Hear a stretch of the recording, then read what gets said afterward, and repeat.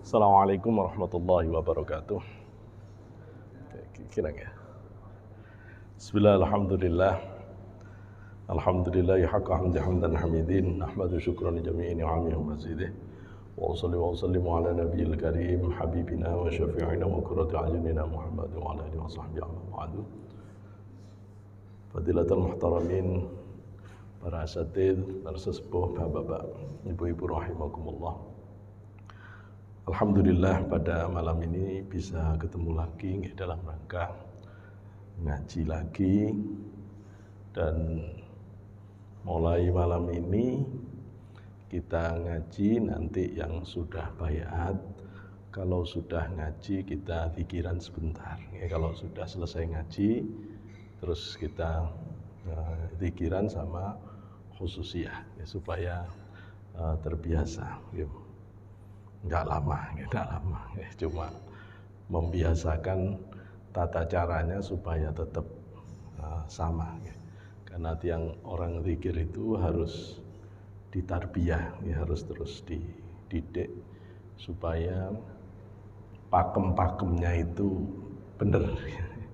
Kalau orang belajar silat saja harus latihan, zikir masuk enggak latihan ya. Jadi kita ditata sareng-sareng ya.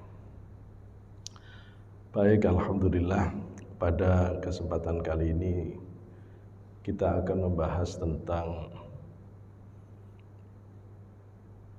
deviasi spiritualitas, penyimpangan spiritualitas. Pembahasan ini dirasa penting untuk memberikan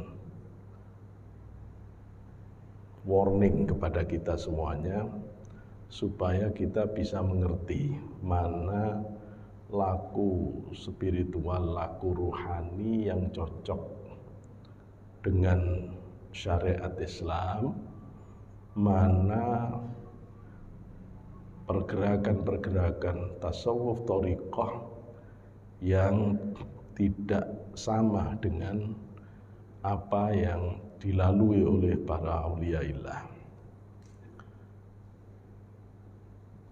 Kalau kita melihat bagaimana para ulama merumuskan perjalanan menuju ke hadirat Allah, perjalanan menuju ke hadirat Allah itu secara umum ya dibagi menjadi 3. Nanti ada juga yang membagi 2 ya. Tapi 2 ini kalau dipreteli lagi ya 3 lagi. 3 ini selalu saya jelaskan seperti yang dijelaskan oleh Imam Ghazali.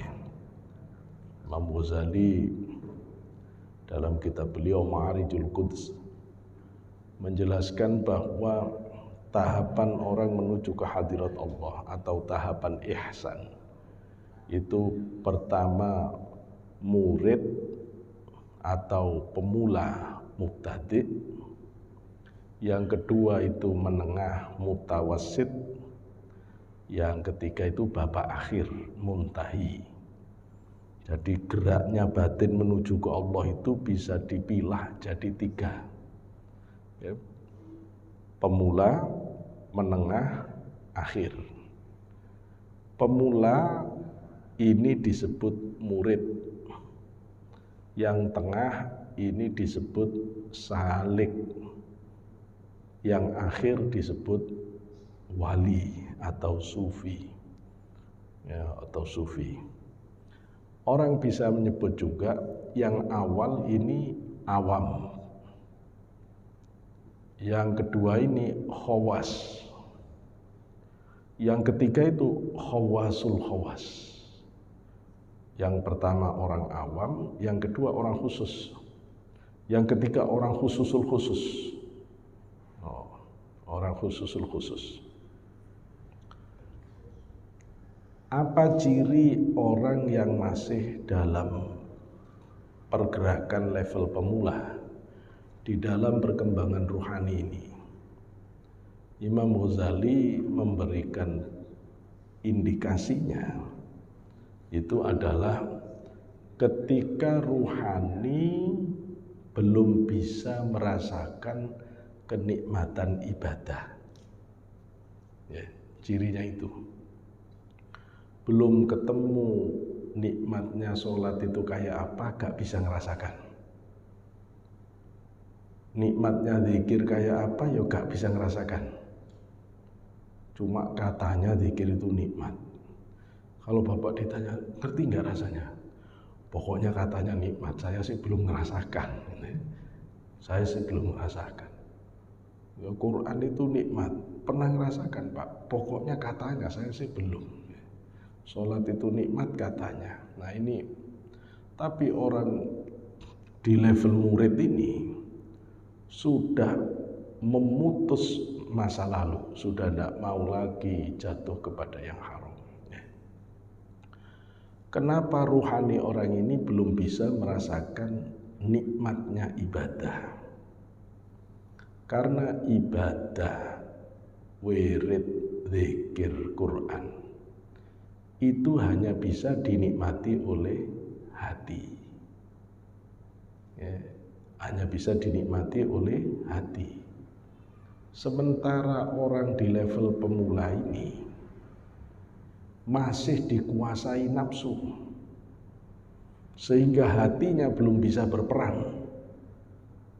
Ya, karena hatinya belum bisa berperan, jadi dia belum bisa ngerasakan. Ya kerasa sedikit-dikit banget, ya hampir nggak kerasa namanya. Tapi kalau ada lagu-lagu enak, ya cepet bisa ngerasakan. Kalau ada makanan enak, oh dia nomor satu. Kalau nanya minuman paling enak di sekitar sini, oh dia paling ngerti.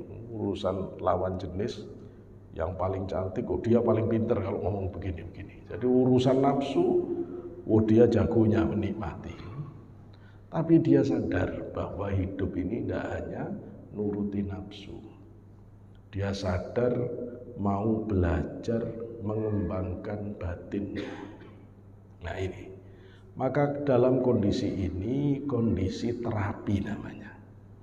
Ini kondisi batin yang sedang diobati. Nah orang yang dalam kondisi diobati ini harus sabar minum obat. Kalau tidak telaten minum obat, ya penyakitnya tidak sembuh-sembuh.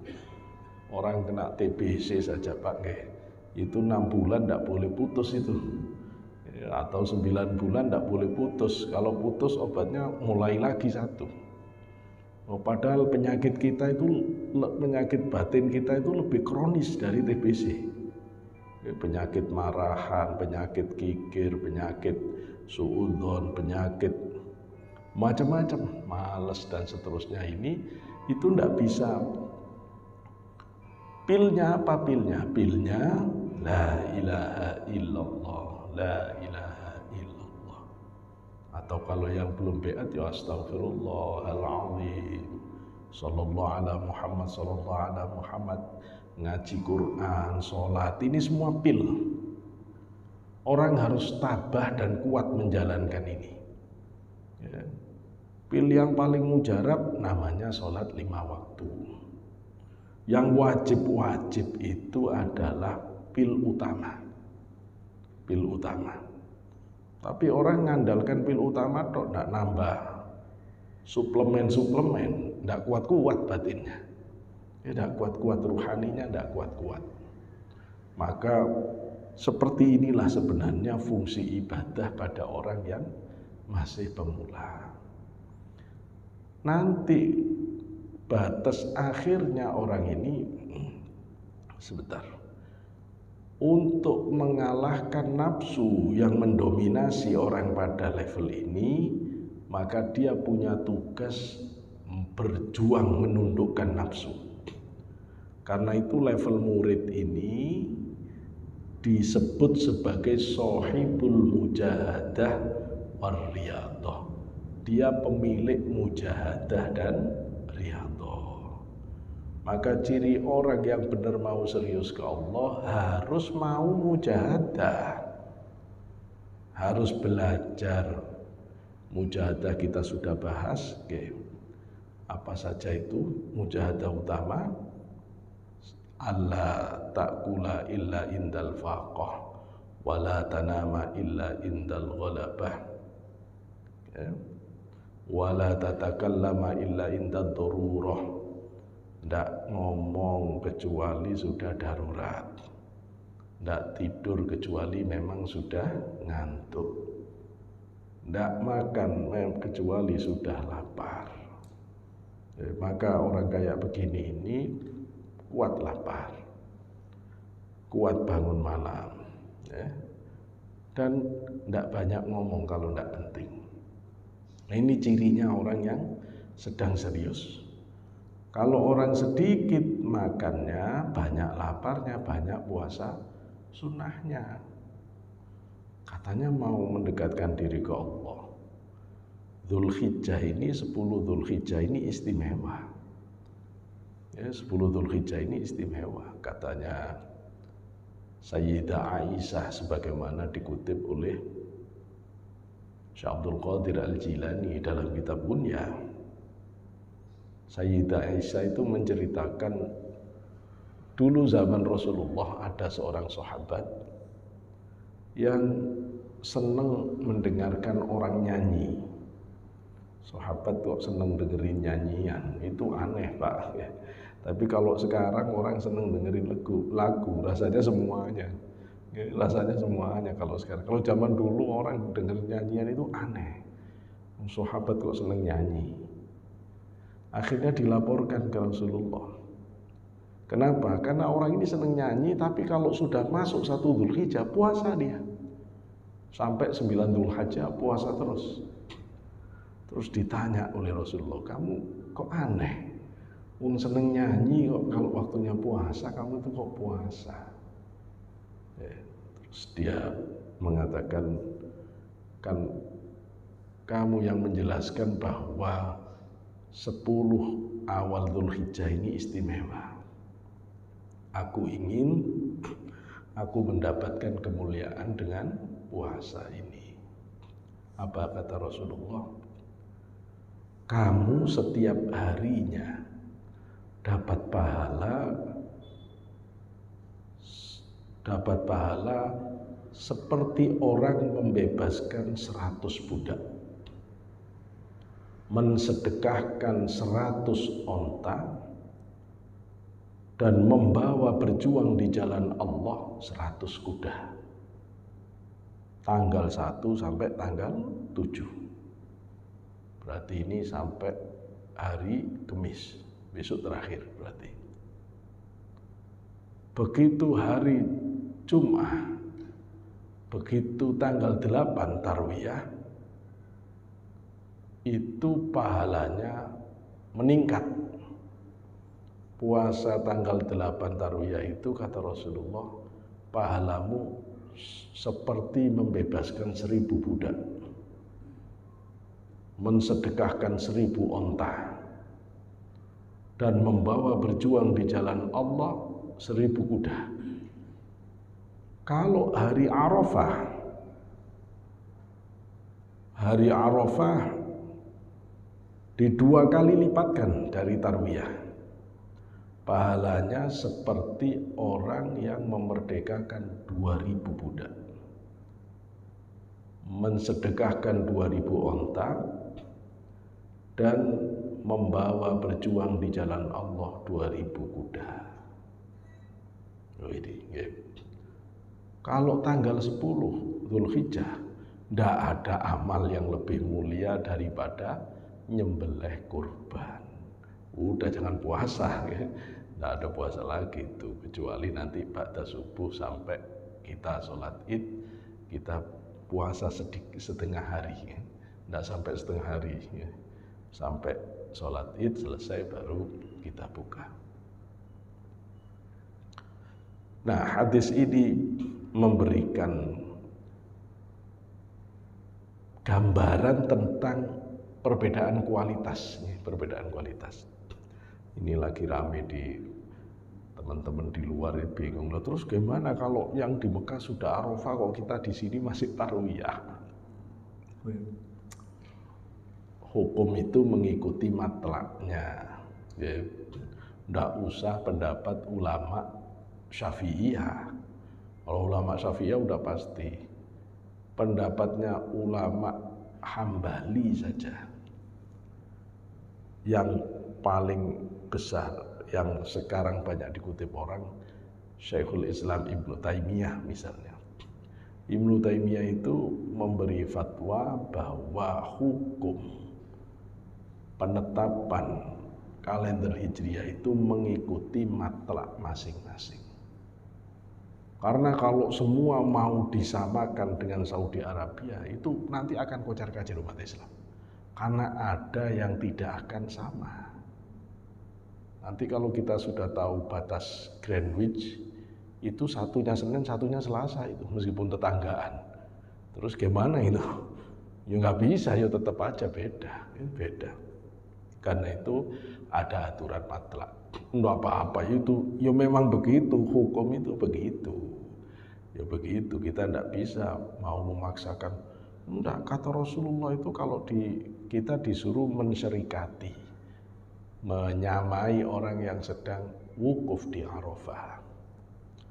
Menyamainya kita dengan puasa tarwiyah kalau di sini. Tapi kalau saya memaknai menyamai itu bukan puasanya, tapi taubatan nasuhanya. Karena di Arafah itu tidak ada yang lebih penting kecuali taubatan nasuhah. Nah itu kita ikut taubatan nasuhanya. Kalau kemudian nanti kita baru puasa Arafahnya di bulan Sabtu, ya sah, tidak apa-apa. Pahalanya ya tetap pahala Arafah, tetap pahala Arafah. Kenapa? Karena kalau nanti kita itu mau mengeyel, tetap Pak, kalau hitung-hitungan real tanggal 1 itu sebenarnya dimulai dari mana, itu tetap lebih kuat ru'yatul hilal. Lebih valid itu, nggak bisa. Karena orang astronomi modern pun menyebut tanggal 1 itu apabila imkanur ru'yah, layak untuk dilihat. Saintis modern, astronomi modern pun menyebut bulan itu baru bisa dilihat kalau sudah di atas 3 derajat. Kalau seandainya di bawah derajat, meskipun hitung-hitungannya ada, tapi tidak akan pernah bisa dilihat. Maka itu adanya seperti tidak adanya, nggak dihitung. Gitu loh, nggak dihitung. Kenapa? Karena banyak nanti hadis riwayat Tirmidzi misalnya, Rasulullah memang mengharuskan orang itu menetapkan berdasarkan ru'yatul hilal, ya, melihat langsung bulan, dan harus mengikuti pemerintah sebenarnya. 4 madhab itu semua mengatakan dalam hal awal puasa, lebaran Idul Fitri, Idul Adha, itu wajib ikut pemerintah. Penetapan jihad itu harus ikut pemerintah sebenarnya. Dulu di Saudi kalau ada yang berbeda, disembelih Pak. Sembelih. Jadi ya untung Indonesia ini demokratis.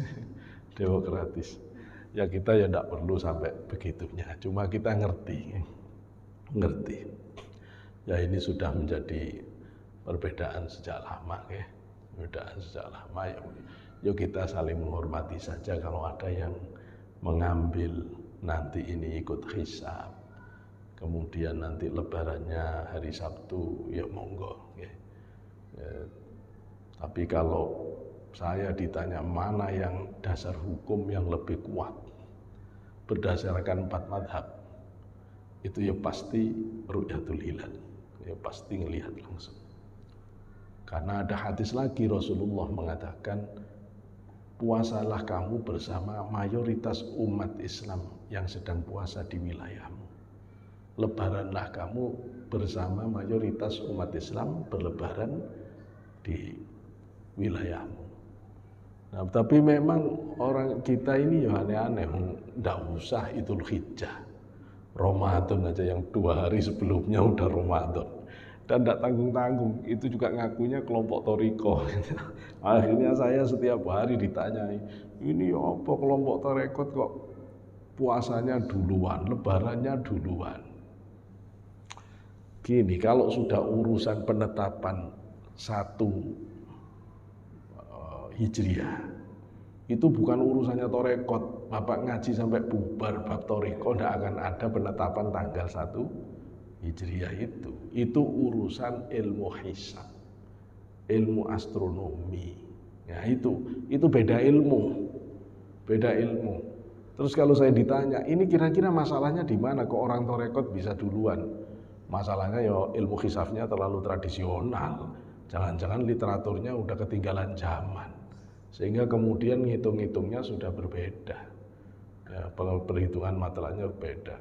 Saya yakin kalau orang itu ilmunya benar, tidak akan berbeda dengan temuan saintis modern. Nah, ilmu itu loh sama Pak, kalau urusan ilmu astronomi, ilmu hisab ya harus sama. Kalau hisabnya Islam berbeda dengan astronomi modern, ya umat Islam diketawai ilmuwan sedunia. Ilmuwan sedunia tidak akan berbeda, sama kalau itu ya. Sama. Ada orang yang tidak paham terus mengatakan, "Mbok ya sudah rapat, diputuskan." Kan sudah rapat. Tapi kan tetap aja ada yang tidak mau rapat. Lalu terus gimana kalau begini? Kan sudah rapat. Enggak, itu pemerintah mengintervensi, kemudian memaksakan, "Pak, Bapak hadir ikut rapat deh. Nanti Bapak bisa ngerti." Perdebatan di dalam rapat itu ilmiah, Pak. Benar-benar scientist based, ya.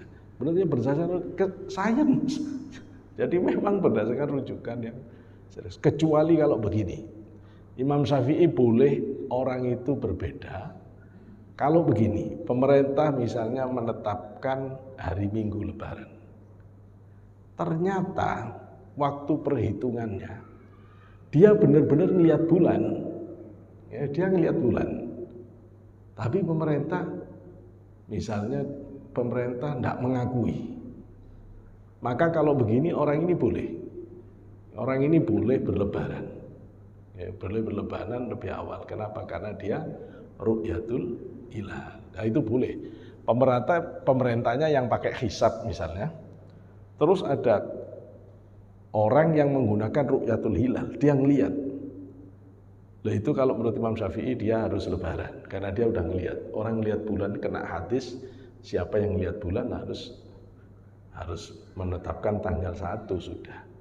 Salah satu. Jadi itu ada pendapat di situ. Tapi 3 imam yang lain, Imam Malik, Imam Hanafi, Imam Ahmad bin Hanbal tetap mengatakan ikut pemerintah. Tetap ikut pemerintah. Jadi meskipun seandainya dari 150 yang disebar di seluruh Indonesia ini ada satu yang melihat, terus diabaikan oleh pemerintah, yang diambil semuanya. Tetap ikut harus pemerintah kita. Tidak boleh kita kemudian ngeyel. Itu kan sebenarnya lihat, pemerintah pasti ada alasan tidak menerima ini. Seperti pernah dulu hasil ru'yahnya teman-teman FPI nggak diterima ya di Jakarta. Kenapa? Karena pemerintah tidak terlalu percaya, Pak. Karena yang meru'yah itu diragukan. Anaknya kecil-kecil, nggak background keilmuannya, nggak terlalu kuat ilmu falaknya. Kemudian kitab yang dirujuk itu kitab ilmu falak yang terlalu amatiran, gitu. Sehingga akhirnya ini jangan-jangan bukan bulan yang dilihat ini, gitu ya. Jangan-jangan bukan bulan yang dilihat, tapi dia tidak bisa membedakan. Kenapa? Kalau itu iya pasti yang lain ngelihat, gitu loh ya. Nah, yang begini ini maka serahkan pada ahlinya sudah. Cuma sekarang sudah terjadi begini ya kita lega hati, ya, biar saja masing-masing sesuai dengan pendapatnya. Tapi kalau kita kembali ke Imam Mazhab, 4-empatnya akan meminta begini ini keputusan pemerintah. Kalau misalnya pemerintahnya salah, urusannya pemerintah sama Allah. Saya kira kita pernah mendengar isu ini disebut tidak valid kok kenceng, disebut valid, nyari buktinya ya repot. Ya. Arab Saudi itu kadang menggeser. Mestinya Arafah itu Jum'ah, dia geser sebelumnya. Ya. Atau sesudahnya. Alasannya, kalau haji itu normal, pas haji itu wukufnya Arafah, tidak ketanganan. Karena masyarakat Mekah, Madinah akan tumpuk blek, pasti ikut haji. Ya, akan ikut haji, karena haji akbar itu gede pahalanya. Seperti sekarang ini berarti haji akbar itu kalau di sana Jum'ah. Dan itu pasti akan turun. Kalau sekarang berani karena orang hajinya sedikit. Jadi kadang-kadang ada isu itu. Kadang-kadang ada isu itu. Wallahu a'lam, kita tidak tahu. Ya.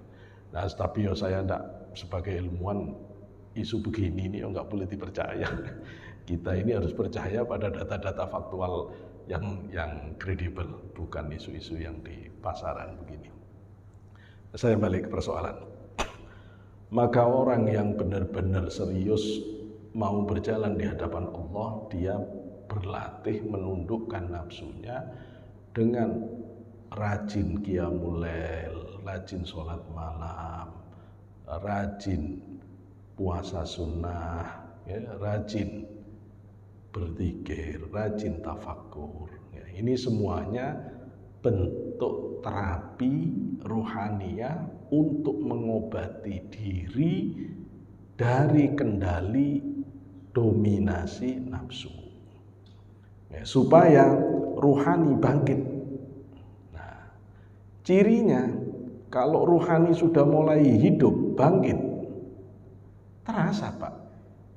Biasanya zikiran itu cukup beratnya, tapi perlahan jenengan jadi biasa. Zikir ba'da sholat 165 itu lama-lama ringan. Lama-lama kok kurang saya zikir segini. Ba'da subuh waktu saya kok banyak, tak tambah. Naik 500. Zikiran 500 itu enak. Malam nambah 500, yo enak. Ya enak.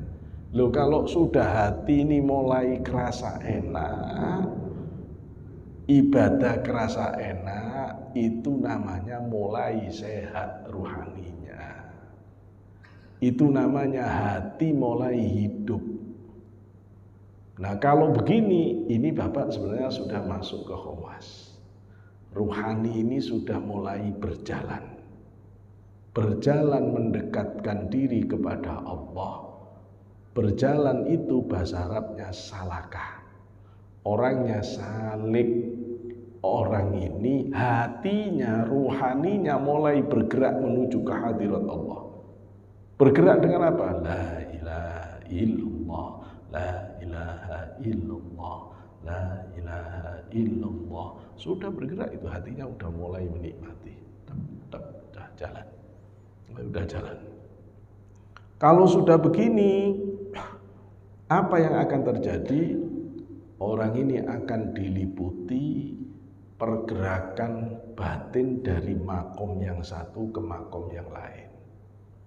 Mulai dari tobat, ninggalin yang haram, tambah kuat bergerak menuju ke Allah. Tidak cuma yang haram, syubhat-syubhat dia tidak mau. Warok namanya. Tambah alim, tidak cuma haram ditinggal, syubhat ditinggal, halal pun dia batasi. Tidak banyak-banyak, makan ya secukupnya. Yes, kalau harus ada yang ditabung, uangnya tidak sebanyak itu. Yang lain dipakai untuk bantu orang, bantu agama Allah. Oh, ini zuhud namanya sudah. Zuhud orang ini. Ya, zuhud orang ini. Naik lagi, fakar. Ngerasa batin itu sangat butuh Allah. Mulai bisa ngerasakan tidak butuh selain Allah. Ini kalau diteruskan lagi, setelah fakar, sabar. Orang ini mulai sabar. Sabar diteruskan lagi, tawakal. Tawakal diteruskan lagi, ridho.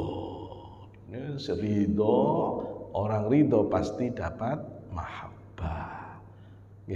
Kerasa cintanya Allah.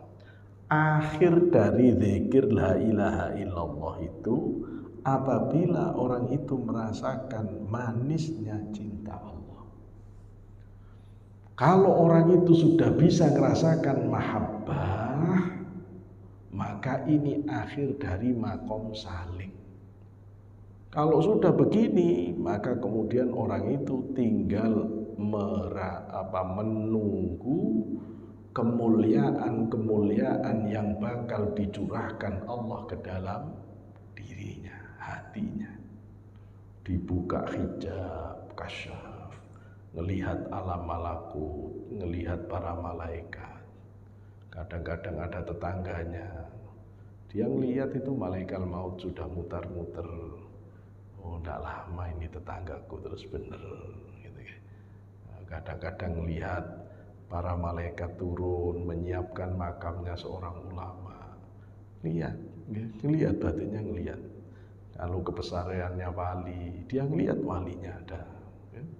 Hadir beliau di situ, dia ngelihat. Orang lain tidak ngelihat, tapi dia ngelihat. Dia, oh itu jin, bukan, dia tahu bedanya jin sama roh itu beda jauh. Beda jauh. Jin setan pada orang di level ini tidak berani. Jin setan mundur sudah.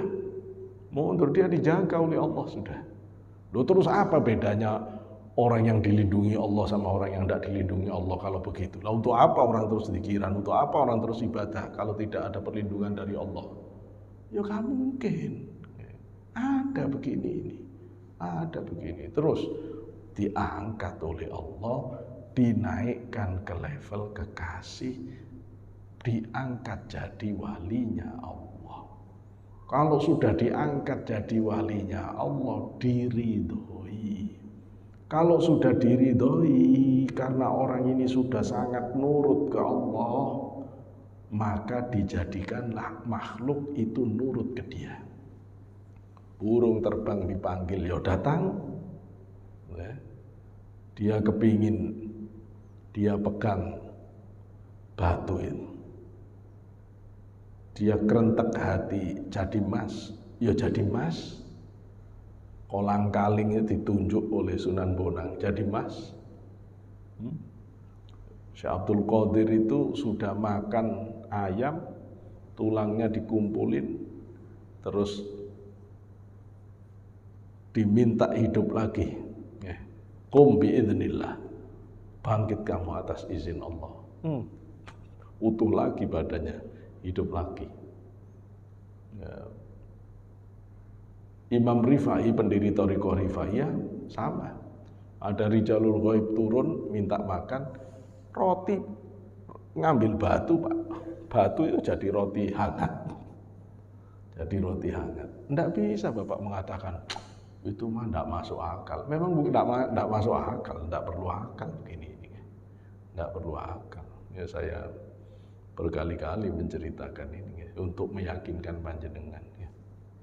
Untuk meyakinkan panjenengan. Salah satu putranya guru saya yang sangat alim. Beliau sudah pulang ke hadirat Allah. Tadi malam, kemarin malam itu setahun. Putranya itu umiknya itu haji sekarang ini. Pas berangkat haji itu anaknya masih kuliah di Kediri dan sambil menghafalkan Quran. Itu pulang pada hari yang sama di mana ibunya harus berangkat haji jam 3 pagi. Dia diturunkan oleh bis di Mojokerto. Mojokerto Pasuruan masih jauh. Ya, Mojokerto Probolinggo, tempat rumahnya di Probolinggo. Itu masih jauh. Padahal ini sudah maghrib, tidak ada mobil. Tiba-tiba ada penjual tape, penjual tape. Itu terus ngajak salaman. Begitu ngajak salaman, penjual tape ini bilang, dia tahu ke penjual tape itu. Kenapa? Karena dulu oleh abahnya dikenalkan. Ini temannya abah nak, temannya abah. Maka terus penjual tape ini bilang, sejabat tangan, tidak boleh buka mata, pejam mata. Ya wes pejam mata. Begitu pejam mata, dia melihat seperti bergerak di dalam batinnya. Terus rasanya itu dia sudah ada di sungai yang sangat jernih. Terus di sungai itu kelihatan ada tangganya. Nah dia dilempar ke situ. Begitu udah dilempar, nah terus dia naik ke tangga itu. Begitu dia naik, itu sungai di samping rumahnya di Probolinggo. Ya apa? Ba'da maghrib, Isya sudah sampai di situ. Oh, itu mobil aja nggak bisa Pak. Mau kecepatan kayak apa sudah? Ya nggak bisa, jauh itu. Jauh. Itu perjalanannya masih lama itu. Dari Mojokerto, Mojosari ke Porong Sidoarjo, masuk ke Pasuruan, masuk ke Nguling, baru Probolinggo. Itu jauh Pak, jauh. Terus ditanya oleh umiknya, dia gemeteran. Ditanya oleh umiknya, langsung dikasih minum teh hangat. Gemeteran.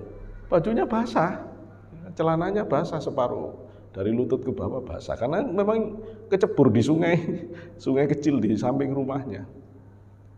Terus dia bilang, ya apa rasanya nak? Ya apa rasanya? Rasanya itu seperti berenang tapi di udara. Seperti berenang tapi di udara.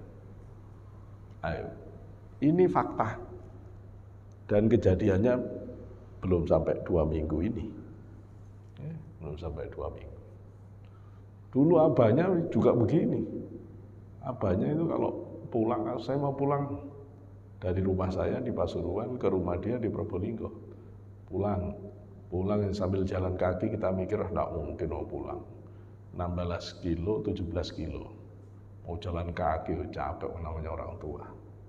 Tapi karena kok serius itu, kok enggak balik-balik. Jangan-jangan ke pasar. Dikejar itu pakai motor ke pasar. Mestinya kalau hitungan kita, dia baru sampai pasar. Dan itu kira-kira paling banter ya 500 meter lah. Memang orang-orang di rumah mikir paling guyonan. Karena orang ini tidak begitu peduli dengan kehidupan dunia begini ini. Maka kita sering bilang, jadab biarin orang jadab. Orang jadab biarin. Begitu dikejar pakai motor, nggak ada. Di pasar nggak ada, dibablasin sampai ke rumahnya. Dia udah di rumahnya. Nah, ayo bilang, nggak ada toyul ardi, ngelipat bumi nggak ada. Ada Pak, ada. Cuma kita ini terkungkung oleh kekuatan jasad, sehingga kekuatan rohani kita nggak muncul. Kalau kita ngerti kekuatan rohani kita itu dahsyat. Kalau tidak percaya, tunggu nanti kalau mati. Kalau sudah mati, kita itu hebat semua. Asal husnul khotimah, Allahumma ja'alna min husnul khotimah. Semoga kita husnul khotimah. Ya hanya orang-orang yang tidak husnul khotimah saja yang mati itu jadi berat, rohaninya tidak bisa naik dari bumi ini. Ya, alam barzahnya ya di sini-sini. Ya, alam barzah itu ada yang di kuburan masing-masing. Bahkan ada yang alam barzahnya itu adalah lautan darah, yang dia terus dilempar batu pecah kepalanya, lempar batu pecah kepala. Ini orang-orang yang punya jabatan tidak amanah, zalim. Ada orang yang alam barzahnya itu tungku pembakaran, jadi dia dibakar terus. Ini orang-orang yang berzina dan tidak tobat sampai matinya. Tapi kalau orang-orang yang husnul khotimah, yang zikiran, rajin ibadah, enggak macam-macam. Ya sesekali jatuh kepada kesalahan ya wajar, terus cepat-cepat tobat ke Allah. Orang-orang begini nih, insyaallah husnul khotimah. Husnul khotimah. Wis tinggal ngambil, kata Syekh Abdul Qadir, ngambil surganya nanti itu akan kemana? Apa jannatul ma'wa, apa jannatul adn, apa jannatul na'im, apa jannatul firdaus. Ini berbeda tingkat. Semakin tinggi surganya. Itu ditentukan oleh kualitas batin. Ciri batin yang bakal ada di tempat tinggi sekarang ini tidak terlalu tertarik ke dunia. Batinnya kangen terus kepada Allah. Kalau orang kangen kepada Allah, cirinya sering nyebut-nyebut. Makanya zikir itu cara untuk melepaskan batin dari ikatan duniawi untuk belajar terbang balik ke hadirat Allah. Itu kuncinya. Itu kuncinya. Kalau kita ini masih kepikiran dunia, kepikiran selain Allah, maka zikir yang paling bagus tetap la ilaha illallah. Kenapa? Karena kita masih harus berseni, memutus selain Allah dari batin kita, supaya nanti bisa fokus ke Allah. Mutus selain Allah itu dengan kalimat la ilaha. Ini mutus ini. La ilaha. Ini fungsinya mutus. Begitu illallah, belajar menancapkan kalimat Allah di batin. Apa ini zikiran la ilaha illallah itu selamanya? Aslinya enggak, Pak. Ya enggak, kalau batin sudah tidak punya selera kepada dunia, sudah tawar, gitu? Tawar. Saya kira bapak-bapak yang sudah sepuh, kayaknya saya aja sudah begitu, itu sudah tidak ribut ngelihat lawan jenis, itu udah biasa, udah tawar, udah kayak anak yang baru gede. Waduh, tidak usah ngelihat perempuan, Pak, ngelihat pahanya sapi aja udah bingung dia, gitu, udah bingung. Jadi orang kayak gini ya sih, gejolaknya sih seru. Nah, orang-orang yang sudah begini udah mulai stabil. Nah, saya ingin mengatakan ini pergerakan ruhani yang benar kalau begini ini. Ya, pergerakan ruhani yang benar. Tapi kalau ada orang katanya masuk thariqah lah, masuk kelompok zikir lah, masuk kelompok tasawuf lah, masuk kelompok spiritual, belum lama tiba-tiba sudah katanya mau diangkat jadi wali lah, katanya itu abal-abal semua. Semua orang sadar kalau mau dapat gelar doktor, profesor, you harus kuat sabar 4 tahun S1, 2 tahun S2, ya 2 tahun S3. Itu normalnya. Bahwa ada orang jenius, tidak usah dibahas. Orang jenius itu tidak usah dibahas. Itu berlaku untuk orang tertentu. Tapi normalnya akan begitu orang. Lah kok ada orang kuliahnya nggak tahu sudah ngaku doktor. Kita yang sudah biasa di dunia akademis bisa memastikan, Pak, pasti perguruan tingginya di ruko. Pasti langsung dapat gelar abal-abal. Jadi panjenengan kalau melihat ada kelompok-kelompok yang kok cepetnya ngomong ma'rifat, ngomong mahabbah, tinggal aja, Pak. Hampir bisa dipastikan abal-abal ini. Abal-abal ini. Tidak ada orang sampai ke Allah itu segampang itu, kecuali orang-orang tertentu yang tadi tidak perlu dibahas tadi. Nggak perlu dibahas. Kalau orang normalnya ya seperti yang kita lalui, ya seperti kita lalui. Contoh, orang sebesar Syekh Abdul Qadir Al-Jilani butuh waktu 25 tahun tidak pernah bahasanya itu saking fokusnya kholwatan terus kepada Allah, Pak. Beliau itu 25 tahun selalu ada di gua-gua, di reruntuhan bangunan istana-istana Kisra di Babilonia di Irak. Dan beliau menceritakan saat-saat itu muridnya para malaikat dan jin-jin Islam. Butuh 25 tahun. Imam Ghazali, Pak. Imam Ghazali itu sudah ilmuwan terbaik di zamannya. Kalau Imam Ghazali turun, sambutan masyarakat lebih meriah nyambut Imam Ghazali dibanding nyambut raja. Saking bagusnya kehormatan Ghazali. Begini saja untuk jadi wali butuh waktu 10 tahun tambah 5 tahun, 15 tahun. Imam Ghazali kholwat di menara Masjid Damaskus, Syria. 5 tahun, Pak. 5 tahun ada di menara, ada di menara, dok. Menaranya dikunci, ada di dalam menara, sendirian, zikiran. Istirahatnya nulis kitab, nanti jadi ikhya itu. 5 tahun, cuma keluar waktu sholat jamaah, dok.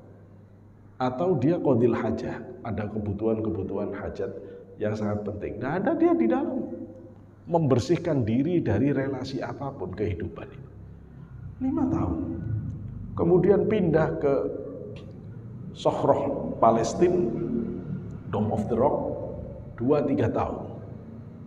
Kemudian pindah ke Mekah 2-3 tahun, total 10 tahun. Kemudian Imam Ghazali ingat anak istrinya, ninggalin istri 10 tahun untuk kholwatan. Balik, begitu melihat anak istrinya udah jatuh miskin, dari yang semula jadi orang yang paling terhormat, hartanya habis ya. Karena waktu Imam Ghazali pergi, dia jual hartanya itu, dibagi jadi 2, separuh untuk anak istrinya bekal ditinggal, yang separuh Ghazali bawa. Dibawa separuh ini dibagi 2 lagi oleh Ghazali, yang separuh disedekahkan, yang separuh dia pakai bekal untuk kholwatan. Yaitu Imam Ghazali. Jangan ditiru, yaitu khusus Ghazali, kita tidak sanggup begitu. Jangan tiru-tiru yang begini-begini ini. Nah, saya mau menunjukkan tidak gampang. Kenapa? Karena kemarin rame ada orang ngaku wali kutub. Waduh, rame se-Indonesia sampai. Terus ada penceramah yang jadi muridnya, itu terus menawarkan siapa yang mau jadi wali harus menebus dirinya, bayar 1 tahun 100.000. Kalau umur 50 ya 5 juta bayarnya, kalau umur 60 ya 60 juta bayarnya. Namanya itu namanya akikoh ruhani, wis aneh-aneh aja namanya. Terus gini-gini ini wis enggak usah dipercaya, enggak begitu. Jalurnya para aulia ilah yang sebenarnya itu enggak begitu. Semua melalui pentarbiahan yang sangat hebat. Jenengan mungkin itu kan mungkin kalau yang di Indonesia mungkin hebat-hebat jadi bisa begitu, enggak apa? Enggak. Abu Yatim Pandeglang semua kita tahu beliau kewaliannya. Abu Yatim Pandeglang itu Pak sampai punya istri masih mondok. Jadi kayak apa orang ini seriusnya nyari ilmu, nyari jalan ke hadirat Allah. Punya istri itu masih mondok, sampai ketika mondok di daerah Jogja sampai akhirnya dapat istri lagi. Karena terus oleh keluarga Yai saking senengnya melihat orang ini orang alim, ya akhirnya diberi istri lagi dan seterusnya. Abu Yatim itu makannya hanya 3 kurma, 1 ubi, 1 telur kadang-kadang. Itu cukup untuk nahan perutnya setiap hari puasa. Sholat malam dari jam 9 sampai jam 3 pagi khatam Quran. Ya begini kelakuan orang yang benar-benar walinya Allah itu. Loh, walinya Allah terus main biliar, malamnya nggak sholat, wah ngarang.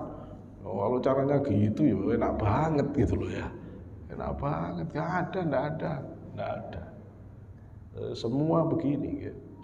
Orang yang tadi saya ceritakan anaknya yang mendapatkan keistimewaan begini, beliau setiap hari puasa, nggak pernah nggak puasa kecuali waktu haram. Di luar waktu haram dia puasa. Sholat malamnya sehari semalam itu 100 rakaat. Menjelang dia pulang ke hadirat Allah tahun-tahun terakhir ini, dia 200 rakaat tiap malam. Baru ini dulu begitu. Jadi tidak ditemukan. Ini penting karena kadang-kadang kita itu gampang ketipu orang karena melihat surbannya, melihat bajunya, terus gitu kita nganggep ini kayaknya bener, ini bener bagaimana ya, bener bagaimana ya, enggak begitu, enggak. Semua ulama itu punya latihan hebat. Cerita tentang Sunan Kalijogo yang kemudian dia ada di pinggir kali sampai dia lumutan, itu sampai bertahun-tahun menjadi Sunan Kalijogo. Itu kalau dulu ada ahli tasawuf di Fakultas Tarbiyah, beliau sudah pulang ke hadirat Allah, Profesor Dr. Ardani. Prof. Ardani itu ngobrol-ngobrol sama saya, dia bilang begini, kalau menurut saya, kan beliau ahli Islam Jawa Pak, karena beliau keturunan ulama-ulama keraton Mataram. Dan memang pintar beliau itu. Ya. Ahli untuk meneliti budaya Jawa. Beliau mengatakan begini, kalau menurut saya kok salah orang memahami cerita ini. Lumutan itu dalam bahasa Jawa itu bukan berarti berlumut. Aku ngenteni awakmu sampai lumut tenang. Itu yang tidak ada lumutnya gitu loh ya. Saya nunggu kamu sampai lumutan itu maksudnya saking lamanya. Saking lamanya. Jadi Sunan Kalijogo itu dia tidak diem toh sampai lumutan, tidak begitu. Kemungkinan besar ada di satu tempat yang di situ tempat dia berzikir, beribadah, yo sholat, yo wirid, yo zikiran, cuma tidak pindah dari tempat itu, nunggu dikunjungi gurunya lagi, itu sampai ngelumut. Nah, ada pendapat itu. Tapi seandainya Sunan Kalijogo itu benar-benar lumutan yang sebenarnya, berarti dia tidak sadar. Berarti dia pas zikir, diajari zikir Allah, dia langsung ketarik batinnya, sudah tidak sadar dengan kehidupan ini. Mudah-mudahan jenengan ada yang merasakan begitu. Nah, kalau jenengan merasakan begitu, tidak usah lama-lama sudah. Tidak usah lama-lama. Diberitahu rasa zikir yang ketarik ke Allah benar.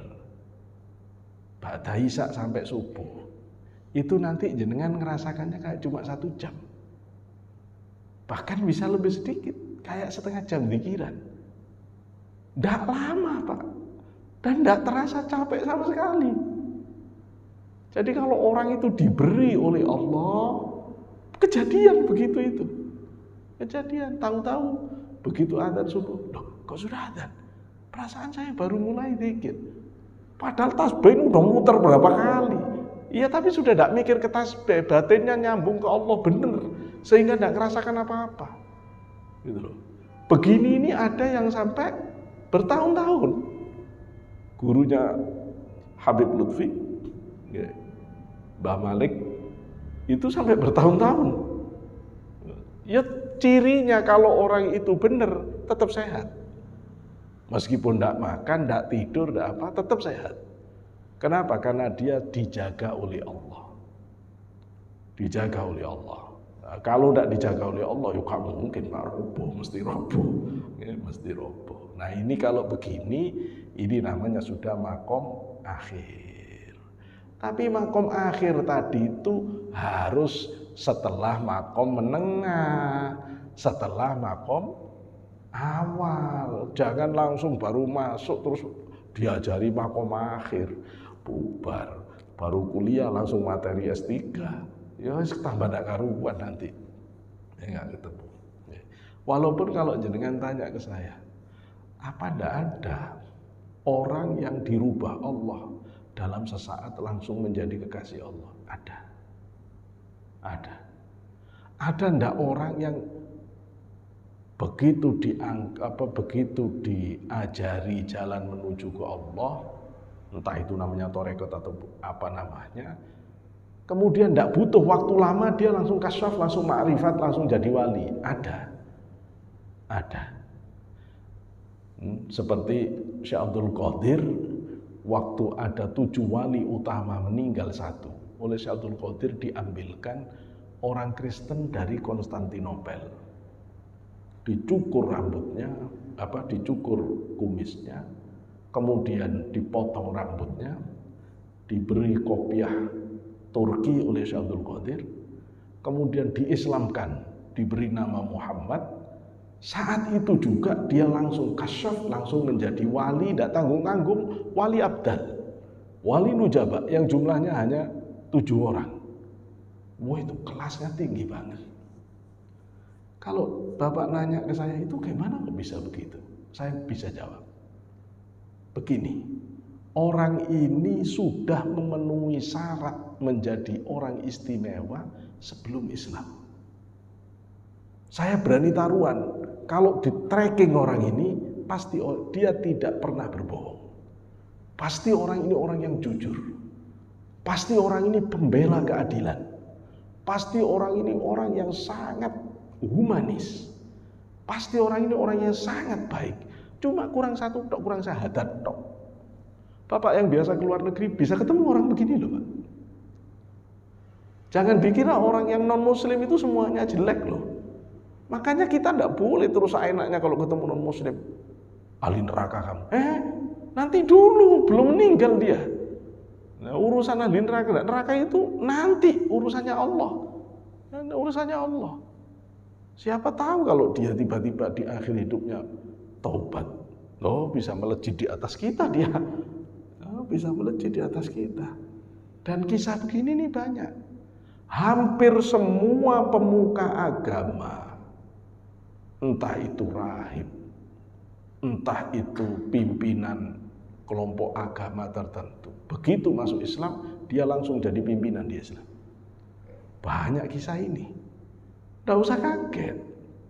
Karena normalnya orang jadi pimpinan agama itu yang mengajarkan kebaikan. Asal jangan dia pura-pura saja. Tapi kalau dia ngibul itu beda lagi.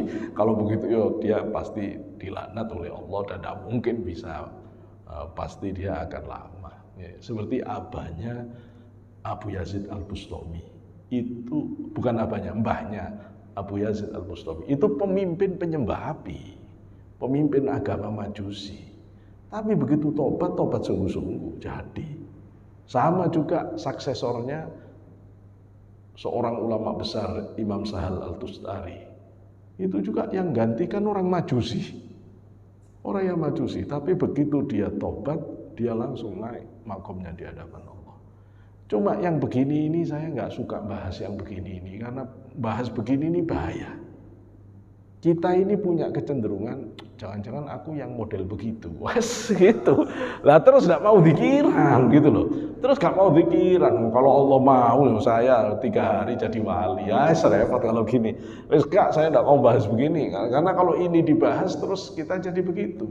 Akhirnya terus enggak, wis kita mending kita ini tetap husnudzon ke Allah. Allah bisa ngangkat kapanpun kita. Tapi yang lebih penting kita dikiran, istiqomah. Terus apa tujuan istiqomah? Kalau misalnya jenengan sudah diangkat dalam waktu cepat, sudah langsung dari murid, sudah mutawasid, sudah langsung muntahi.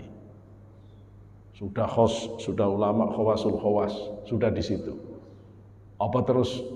Saya yakin kalau jenengan adabnya belum cukup, begitu bisa ke makamnya Habib Luar Batang, Bebusin Luar Batang, jenengan kelihatan orangnya. Besok tidak wiritan lagi, aku sudah sampai usun.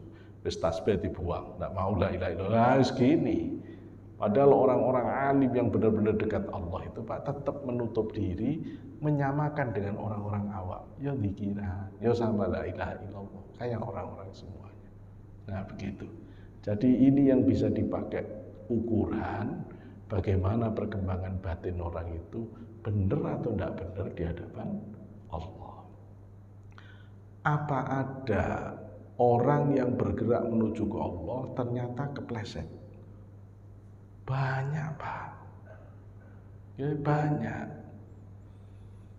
Ada kelompok setan namanya setan abyad. Divisi setan abyad ini tidak mau turun goda orang kecuali orang ini sudah sampai di makom akhir. Kalau sudah ada tanda-tanda dia mau naik ke level wali, pasti turun setan ini, menggoda. Tapi kalau sudah jadi wali, dia tidak bisa lagi goda. Sebelum jadi wali itu loh, itu harus ngadepi setan abyad. Nah setan abyad ini saktinya Masya Allah. Saktinya Masya Allah. Nah orang ini banyak tergelincir di makom ini. Syekh Abdul Qadir pernah ketika sampai di makom ini, Syekh Abdul Qadir sudah tidak makan beberapa hari, dalam keadaan kehausan yang hebat, cuaca sedang panas-panasnya. Terus oleh setan abyad, Syekh Abdul Qadir mau ditipu. Cuaca langsung dirubah mendung. Coba Pak, setan iblis begini. Kemudian semilir angin bertiup kayak mau hujan. Sampai kata Syekh Abdul Qadir, aku berkali-kali menelan air ludah saking rindunya dengan air. Saking rindunya dengan air. Begitu sudah dingin seperti mau hujan, tiba-tiba keluar sinar indah sekali. Sinar ini bisa ngomong. Ya Abdul Qadir, abahtu lakal muharramat. Hei Abdul Qadir, mulai sekarang kamu sudah sampai di derajat yang tinggi. Semua yang haram-haram mulai sekarang halal semua. Kamu mau kawin berapa boleh. Wes, kamu mau makan apa boleh. Ndak sholat ndak apa-apa. Kamu sudah jadi waliku. Aku ini Tuhanmu. Ana rabbuka faqad abahtu lakal muharramat. Ya Abdul Qadir, ana rabbuka faqad abahtu lakal muharramat. Ya Abdul Qadir, aku ini Tuhanmu. Mulai sekarang kamu tak bebaskan dari syariat, beban-beban syariat. Kamu sudah wali, sudah tidak perlu sholat lagi. Ya, maka Syekh Abdul Qadir langsung ambil surbatnya, ditebas. Idhab ya la'i, ikhsya ya la'i. Pergi kamu wahai terlaknat. Terus cahaya indah ini berubah jadi asap kehitam-hitaman. Terus ngomong lagi, bima arafta annahu syaiton. Bagaimana kamu bisa tahu bahwa tadi itu setan? Katanya Syekh Abdul Qadir, ya dari ngomongmu membolehkan yang haram itu. Kenapa? Kata Syekh Abdul Qadir, Nabi udah selesai. Logikanya di sini, Nabi udah selesai. Kalau Nabi sudah selesai, tidak akan ada perubahan ajaran dalam agama ini. Tidak akan pernah ada barang halal yang jadi haram. Tidak akan ada barang haram yang akan dihalalkan. Tidak ada barang halal yang akan haram, tidak ada barang haram yang akan halal. Nabi udah selesai. Nabi udah selesai. Zamannya Nabi Musa kawin itu mau-maunya laki-laki, Pak, halal. Tapi begitu zamannya Nabi Isa, jumlah perempuan sama laki-laki sama, haram. Loh gitu loh. Nabi itu bisa ngerubah begitu. Syariat antar Nabi itu bisa berubah begitu. Zamannya Nabi Musa, zamannya Nabi Isa, rampasan perang itu haram. Haram. Rampasan perang itu jadi halal zamannya Rasulullah. Zamannya semua Nabi, sholat itu tidak boleh seenaknya. Hanya di tempat khusus sholat itu. Nabi Muhammad itu menggugat ke Allah dalam tanda kutip. Wah, ini repot nanti umatku kalau sholat itu harus di tempat khusus, repot. Rasul itu jeniusnya Masya Allah, Pak. Sudah diprediksi daripada nanti umatku repot, tak minta dulu. Supaya bumi ini dijadikan masjid semua, umatku bisa sholat dimanapun. Akhirnya kata Rasulullah, ju'ilat liyal ardu masjidan. Allah sudah menjadikan bumi ini masjid bagi umatku. Wes, kita bisa sholat di mana saja. Bahkan di atas rumput pun sah, selama Bapak tidak lihat ada kotoran langsung sholat di situ sah. Ya. Di pinggir sungai, asal Bapak tidak melihat dohir ada najis, langsung sholat di pinggir sungai sah. Tanah itu suci, gitu loh ya. Selama tidak ada najis di atasnya suci, suci. Kecuali kalau sudah kelihatan najis. Makanya kalau anak-anak pesantren kadang agak nakal, Pak. Dia dari kamarnya kakinya kering terus ke masjid, icik, langsung naik masjid. Orang terus bingung. Ya selama dia nginjak tanah-tanah yang kering yang suci ya sah, tidak ada masalah. Cuma ya jangan dicoba, nanti kotor semua masjid ini gitu loh. Ya itu nanti suci ya suci tapi jorok. Ya gak boleh begitu, itu gak boleh. Cuma sekedar ngerti status hukumnya gitu. Jadi abah tulakal muharram. Akhirnya apa kata setan? Hei Abdul Qadir, sesungguhnya aku telah menyesatkan dengan cara seperti ini. Sab'ina min ahli thariq, 70 orang ahli tarekat, ahli mendekatkan diri kepada Allah dan tergelincir semua mereka.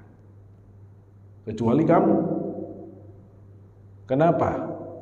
Karena kamu sangat hati-hati di dalam memegang hukum Allah. Karena kamu sangat kritis untuk menilai ajaran ini lurus atau tidak dengan aturan Allah dan Rasulnya. Maka saya selalu pesen ngaji dimanapun, ngaji torikoh maksud saya. Saya selalu pesen orang torekotan itu tidak boleh membuang akal. Tetap harus kritis. Kalau jenengan lihat Pak Sodik ini keliru ini nabrak ayat ini nabrak ayat, cepet jenengan matur. Ya. Pak Sodik, ini apa enggak? Kok saya baca hadis begini? Harus diingatkan, tidak peduli siapapun kalau orang sudah kelihatan masalah dengan harus kita omongkan. Cuma caranya yang baik. Karena jangan-jangan Bapak salah paham ternyata saat itu sakit. Tapi tetap tidak boleh orang itu melepaskan nalar. Karena nanti itu bahaya. Kalau orang sudah disuruh, tidak perlu Pak, itu bahaya. Di situ pintu orang terpeleset dari jalan Allah. Nah, saya tutup dengan satu kisah. Dulu Mbah Hasyim Asy'ari. Mbah Hasyim Asy'ari di dalam kitabnya, kitab tasawuf beliau judulnya Ad-Durarul Muntasirah. Tapi kitab ini yang beliau cerita tentang penyimpangan seorang mursyid. Itu di dalam kitab At-Tibyan fi Nahyi an Muqata'atil Arham wal Aqarib al Ikhwan. Di dalam kitab ini Mbah Hasyim Asy'ari cerita ada mursyid yang akhirnya harus disuruh tobat oleh Mbah Hasyim. Kenapa? Mursyid ini tidak pernah keluar rumah. Di dalam rumahnya tok wiritan terus. Keluar-keluar hari Jumat dia jadi khotib, keras nyalahkan orang. Orang itu kalau ngerasa suci terus ngelihat orang salah semua, jadi keras. Haram. Terus keluar, masuk rumah lagi. Kalau yang datang orang kaya, pintu rumahnya buka. Kalau yang datang orang miskin, tidak dibukain pintu. Mbah Hasyim dengar ini Pak. Ini bertentangan dengan sunnah Rasul. Rasul ngajari kita ceramah itu harus lembut kok. Penuh cinta kasih kok. Rasul nyuruh memperlakukan orang itu sama. Wah, akhirnya digedor oleh Mbah Hasyim rumahnya. Digedor salam 3 kali, tidak keluar. Yang keluar istrinya. Kata istrinya, apalagi zikir, apalagi ibadah, lagi kholwatan, tidak bisa diganggu. Mbah Hasyim langsung marah. Kata Mbah Hasyim, dia yang keluar atau aku yang masuk? Aku ini sih saudaranya, kata Mbah Hasyim. Aku ini sih saudaranya. Dia keluar atau aku yang masuk? Akhirnya Mbah Hasyim masuk. Dan akhirnya kiai ini keluar. Begitu kiai ini keluar, Mbah Hasyim langsung menyampaikan, sampai berita kepadaku. Katanya kamu ini tidak pernah keluar rumah, keluar hanya untuk ceramah, terus maki-maki orang, nyalahkan orang, terus kamu masuk lagi. Kalau tamu yang datang orang kaya, kamu hormati. Kalau datang orang miskin, kamu tidak mau buka pintu. Kamu ikut akhlaknya siapa? Ayo, kamu ikut agamanya siapa kayak begini? Mursyid ini Pak, bukan orang biasa. Ya, terus bagaimana kata mursyid ini? Ngapunten, saya ini tidak keluar rumah karena tidak kuat. Tidak kuat apa? Saya kalau melihat orang, tidak ada yang rupa manusia. Ada yang rupa kerbau, ada yang rupa kera, ada yang rupa harimau. Ya memang orang kalau banyak rakus tamak itu ya ketek. Ya memang kera gitu ya. Ini kalau yang dengar orang yang tidak ngerti, hebat ini. Dia ngelihat yang lihat orang yang sebenarnya. Gitu. Tapi Mbah Hasyim Asy'ari marah Mbah Hasyim. Kamu keluar, kamu kena sihir setan ini. Kamu disihir setan. Kamu kerja seperti orang kerja. Waktunya ke sawah, waktunya ke kebun, waktunya kerja, waktunya zikir, waktunya ngaji. Jangan terus kamu di dalam kamar dok. Tidak begitu caranya orang alim di hadapan Allah. Mulai besok dia berubah. Dia pergi ke sawah lagi, dia pergi ke kebun lagi, dia yang ke pasar. Waktunya zikir ya dia zikir. Setelah itu dia langsung datang ke Mbah Hasyim, matur nuwun Mbah. Saya benar-benar ketipu setan dan saya tobat sekarang. Bagus. Bagus. Ada lagi mursyid di Pari. Mbah Hasyim tahu ini ajarannya aneh-aneh. Tidak ada di Quran hadis. Terus diapakan? Mbah Hasyim kirim muridnya, suruh nyusup jadi murid dia. Akhirnya mengikuti setiap penjelasannya yang aneh-aneh dicatat, dilaporkan ke Mbah Hasyim. Begitu sudah kumpul semua kekeliruannya, Mbah Hasyim turun. Didatangi mursyidnya, diluruskan. Loh begini, jadi kiai-kiai kita itu tidak tinggal diam pada orang yang aneh-aneh, nggak bener itu. Cuma kalau orang itu ngeyel, tidak mau dituturi, ya wes urusan dia sama Allah. Sudah diingatkan tidak mau, ya sudah urusan dia sama Allah. Nah saya kira ini pengantar untuk bisa menjadi menjadi ukuran. Kalau kita melihat di kanan kiri kita ada orang yang mengatakan begini dalam hal spiritualitas, jenengan bisa ukur dari apa yang sudah dijelaskan oleh para ulama kita. Nah saya kira ini mungkin kalau ada yang bertanya sedikit waktu, monggo dipersilahkan. Sementara saya cukupkan. Assalamualaikum warahmatullahi wabarakatuh.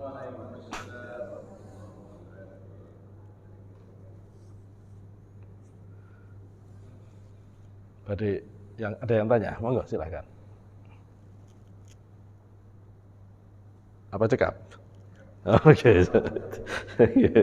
Kalau dirasa cekap ya kita cukupkan sampai di sini ya, kita lanjutkan. Teman-teman yang sudah baiat kita zikiran sebentar ya. Kita tutup dengan doa dulu. Al-Fatihah.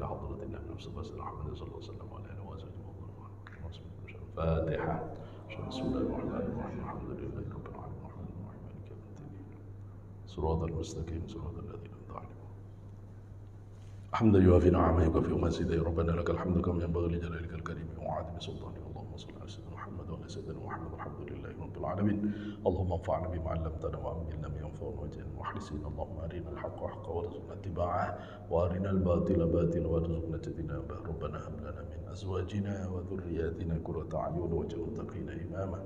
اللهم اصلح ذات بيننا وألف بين قلوبنا واهدنا سبل السلام ونجنا من الظلمات إلى النور وجنبنا الفواحش وظهر منها وما بطن. اللهم بارك لنا في أسماعنا وأبصارنا وأزواجنا وذرياتنا وتب علينا إنك أنت التواب الرحيم.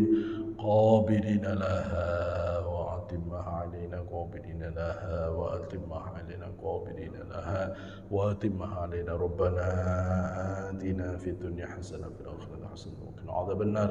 سبحان ربك رب العزة عما يصفون وسلام على المرسلين والحمد لله رب العالمين. بسر الفاتحة.